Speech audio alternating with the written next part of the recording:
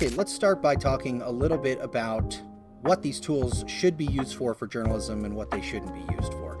Personally, I am a big believer that these tools should not be used for anything creative, narrative-based, or really anything that supplants the role of the actual journalist or reporter. Now, that being said, I do think that these tools can be really useful behind the scenes, in the back office, really more on the publishing rather than the reporting side, although we will touch on a few tasks like transcription and summarization that are useful for journalism. So let's go ahead and jump in real quick, and I'll show you what I mean here. So first of all, the majority of use cases for these tools should be implemented on content that you are already familiar with. I don't think it's a good idea to have it generate new insights or new information or, God forbid, new copy outside of maybe social media posts that are already summarizing what you've already written. And I say that because anyone who's used these tools is generally impressed by them until they use them to operate on some area of expertise that they're familiar with. And you'll see why in a second. So I have this story that I wrote about AI-generated news, a news site called Local Lens that came to New Jersey and purported to summarize the transcripts of YouTube videos of town council meetings and generate stories out of them. It's really weird, and they say it, I'll just show you really quickly, they say it all over the website that this is computer generated. Every summary and meeting summary you read is computer generated. The technology is not perfect. Computers are no match for humans, blah, blah, blah, blah, blah. And down here they say, if you spot a mistake, please let us know and we will fix it. So this is like after it's published, people can say, hey, this is an error, or you misquoted someone or whatever, and they will ostensibly go in and fix it. So I wrote this story about it. I interviewed one of the founders, and I went into some detail here. And what I'd like to do here is now I'm going to use some of these chatbots to maybe help me do a few things. Number one, the most basic one. Let's just copy the text from this story. It's a little bit long. Let's copy the text. So I'm going to go ahead and copy it. And I'm going to paste it into ChatGPT in a second. But first I'm going to say, please summarize this story in one paragraph. Colon, drop it in here. I'm going to get rid of some of the extra stuff here. I'm going to add, some of this stuff that I've copied over from the Medium post. I'm going to add some author information here. I might even tag this to say it's the headline, the subhead, right? I'm just giving it some information here. I mean, instead of by, I'm going to say author, and then I'm going to say underneath, I'll just add a little tag that says body copy. Okay, we'll scroll down and make sure everything looks good. Okay. We don't have to be too specific here. Now, some additional instructions at the bottom. Maybe I want a particular tone. It's not, there we go. Make sure, make the tone of your summary, let's say add some tags. Active voice, direct, succinct, factual, and third person. Let's try that.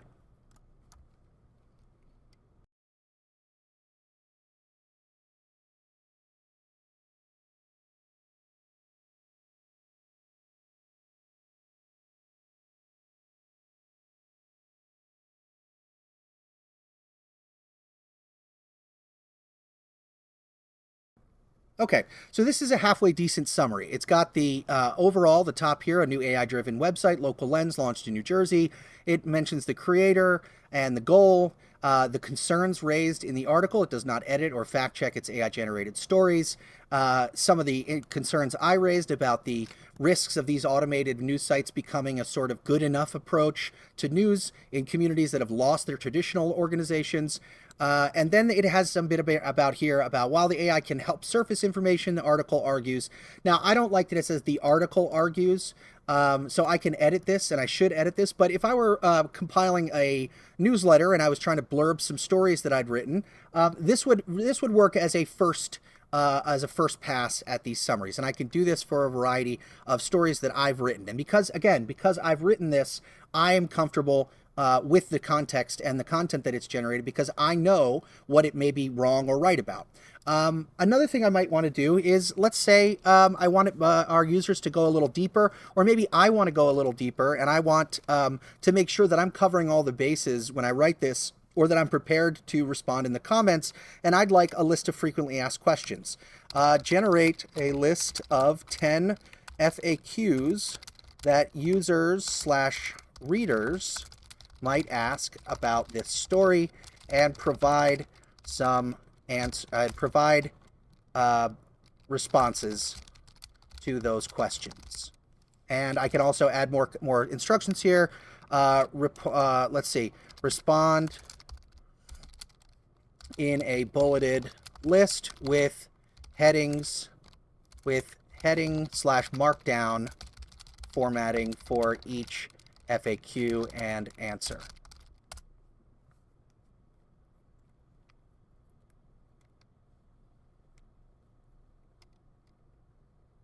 And there it goes. It's going to go through these. And again, because I'm familiar with this content here and I wrote this, so I know what's going on in this story, I'm much more comfortable allowing this tool to operate on that copy, and I'm much more comfortable reviewing the answers because I don't lack any insight or information about the original copy. And again, these models tend to work much better when they are operating on existing context that you've given it, and the hallucination rate is considerably and noticeably lower when you have given it content and given it copy to work on, as opposed to just having it come up with it on its own based on its training data. So we'll let this finish. It looks like it's finishing up now. And I can go through these now. I can bring them into a Google Doc. I can go through these, and maybe I add this to the end of the article. Maybe I go through it and I pick the ones that I like the best, but this is all well and good. Another useful task that I like to do just from an internal perspective is I like to ask the model to make the case why people in New Jersey, I'm giving it some specific information, specifically people who are media conscious or civically engaged, might care about this story and the topics discussed within it. The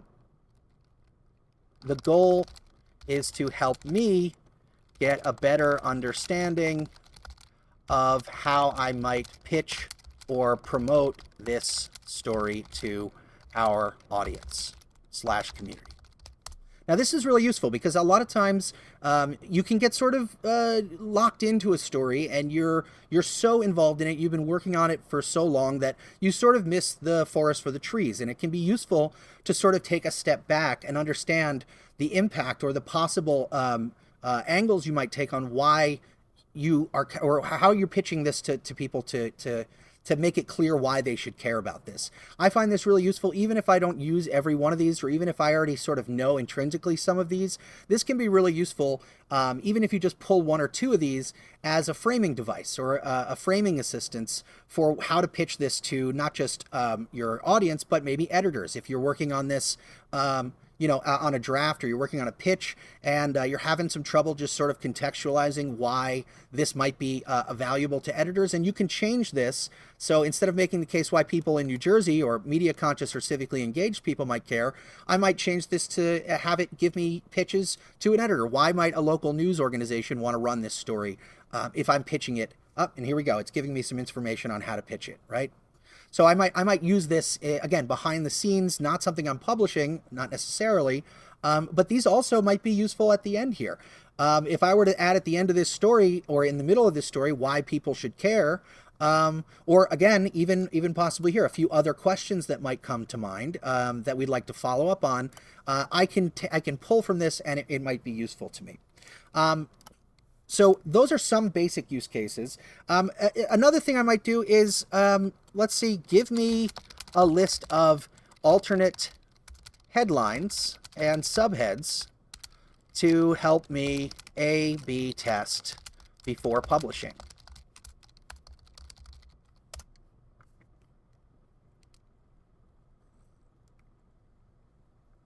And here we go. It's giving me some halfway decent, not too bad. It does seem to be following a very similar format to the one that I have come up with here. It's got AI generated news is arrived in New Jersey. It's not journalism, but does it have a role to play? And it does seem to be following this sort of question, statement, question, maybe question, statement.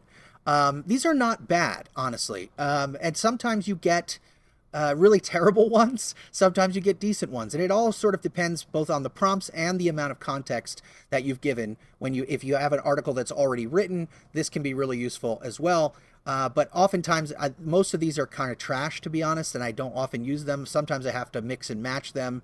But these are useful starting points, especially if you struggle sort of getting beyond that sort of blank page paralysis that some journalists struggle with and reporters struggle with. Let's see.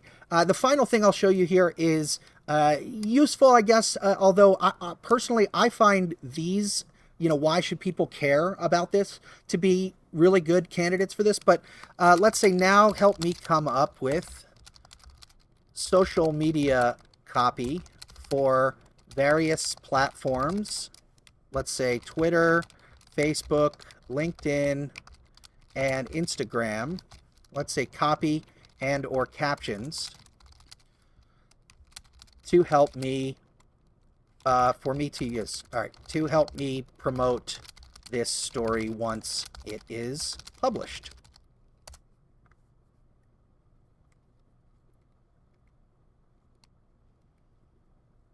And oftentimes what it does, it adds emojis. And I have tried to tell it a million times not to add emojis. I don't think the emojis are good. And if they are, if I want to add emojis, I'll add them myself. I don't typically like when it adds them, because I think it does it in a little bit of a corny way. These aren't too bad. The little a siren sign here or emoji here. We got a thread and a link below. And let's take this one for example. When it's done, let's take this one and take it a little further, because I do think it would be a good idea to do a thread for this. And let's say while this is writing, we'll prep our next prompt here. Let's go with a Twitter thread, like your second recommendation, and I'll just put in parentheses here so it knows exactly what it is. Help me come up, turn the article / body copy into a 10 tweet thread for Twitter. And it's finished here. It's got some Instagram captions. And notice again, I didn't add any tone. I can obviously break down the tone or the style that I want for each social platform, depending on what our style guide is at our organization. And that's something we'll talk about later when we get into custom instructions and custom GPTs and the ability to upload and sort of log organizational information that is often repeated, things like style guides, style direction for the bot, tone, descriptions of your typical audience, and so forth, that you don't just want to have to keep adding and adding and adding. And we'll get into custom GPTs in later modules, but you can get really useful for this as well. So it's going here. It's got our 1, 2, 3. It's going all the way through 10.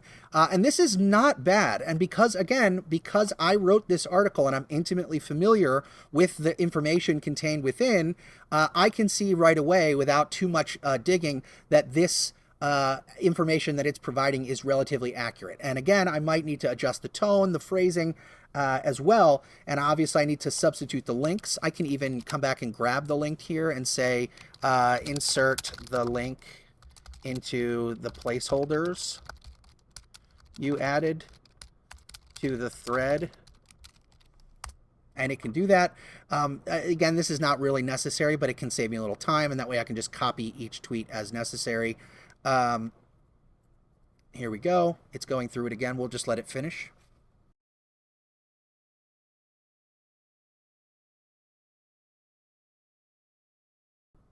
Okay. So not bad. We can give it there. We want to make sure this is accurate, that this fits the tone and the style of our organization, obviously, before we publish. And then there's one last thing that I find actually really useful. And I've actually created a custom GPT for this that we'll talk about later. But we want to make sure that we have alt text on all of the images that we include in a story. And you can see here in Medium, at least, when you click alt text, we don't have any alt text for this. So this helps. Alt text, if you don't know, is incredibly useful, and it helps for people who use screen readers or readers who have visual impairments and are using assistive technology to read, so that when they get to this image, the screen reader doesn't just read image.png. So I'm going to come back in here and I'm going to say, because a lot of these models, particularly ChatGPT and Claude, allow for what's called multimodal inputs, which is just the ability to read or interpret audio, image content, and so forth. I'm going to paste that image in here, and I'm going to say, now write a descriptive alt text for the featured image that will be associated with this article when I publish it. Make sure the alt text is concise and describes the most relevant aspects of the image for visually impaired readers, users who are using assistive technology such as screen readers.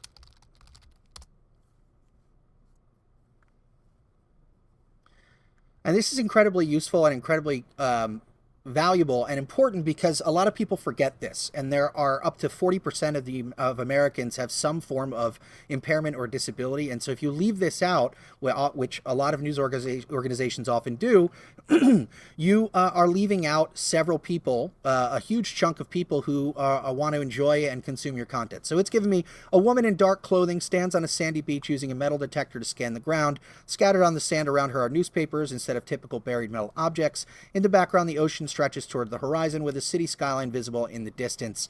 The sky is bright blue with scattered clouds. Now, this is probably a little bit more lengthy than a typical alt text might need, and we're not going to get into what appropriate or effective alt text is here, but there are many resources online that can help you understand what alt and descriptive text is for, what makes good alt text, and why it's important. But now you can see in a matter of minutes, we've got a critique of this, or we've got a frequently asked questions, we've got a summary for our newsletter, we've got some information and framing about why people should care about this, we've got some A/B testing headlines and subheads here that we can pick through, we've got some possible social media copy, including an expanded Twitter thread, and we've got the link in there, and we've got alt text. And then finally, one thing I can do, I can, as a red team, now read through the original article copy and red team it for me.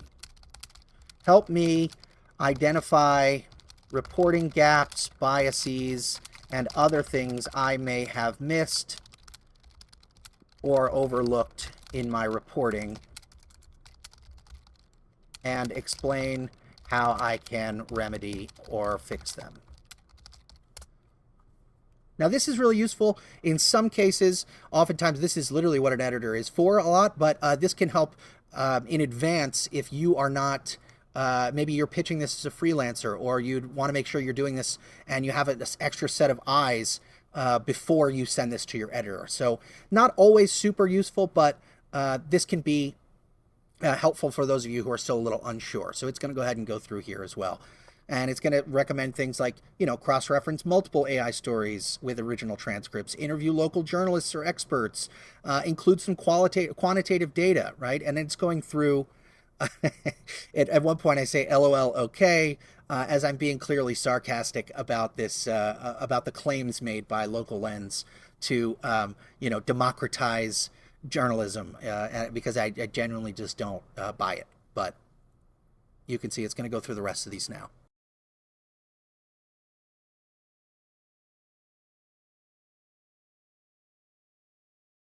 And it is quite thoroughly tearing apart some of the gaps and the reporting oversights here. So if I really wanted to, I can go through this and I can follow up and really build out and enhance my reporting on this story. I'm not going to do that because this was published in August of 2023. But if I were to do this, if this were a draft and I really wanted to go in here, this is going to be a pretty harsh editorial critique to make sure that I'm covering all the bases. And I would agree with a lot of these so far that I've seen.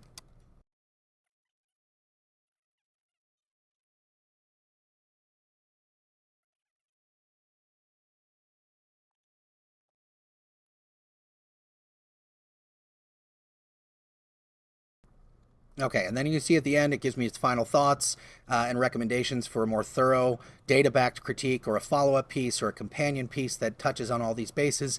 And then, of course, it asks me if I want help writing these things or structuring it. Yes, please, help me structure it. Let's see what it does.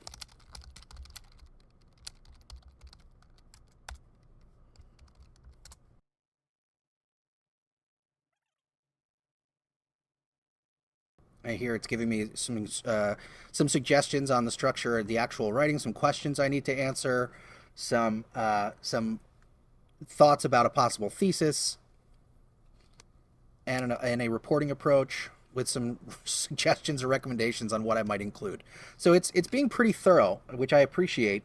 I won't necessarily use or implement all of the recommendations here, but this is not terrible. This is really not terrible in terms of the overall structure. And this is where I think these tools really shine, not in actually generating the copy, because they are sort of overall middle of the road to slightly above average writing quality. And also writing is thinking, and thinking is hard. And if you're offloading the thinking aspect of, or the writing aspect of journalism, then there's really not much left. And as I've said before, and I'm saying again, if you don't care enough to write it, then why should anybody care enough to read it? And so this is important to keep that in mind, but it can be helpful to give you this kind of overview, and then you take your human experience and journalistic insight and intuition, and you take the bulk of the work on, while this just sort of serves as an assistive help in the background.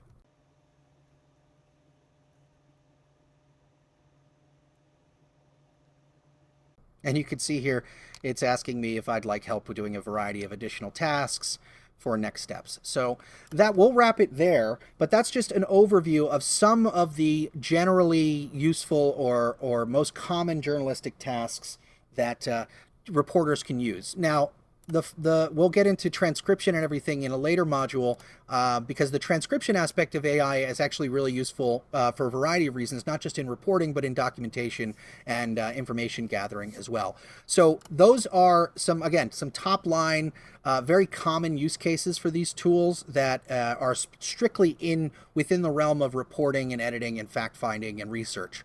So those are sort of a handful of the most common ones. All right, so now it's your turn. Take what we've learned in this lesson and bring up some of your old reporting or current drafts you're working on and play around with some of these prompts, remembering the general structure of the prompt that we talked about in the introductory module. You want to make sure you have your introduction, you have your main instruction or request, you provide relevant context, you add constraints or additional instructions, and you wrap it up by emphasizing the main goal. Take some of your work that you've worked on and go ahead and try some of these techniques on your reporting to see if they might help with some of the internal or promotional or editorial tasks that are typically associated with the production of journalistic articles.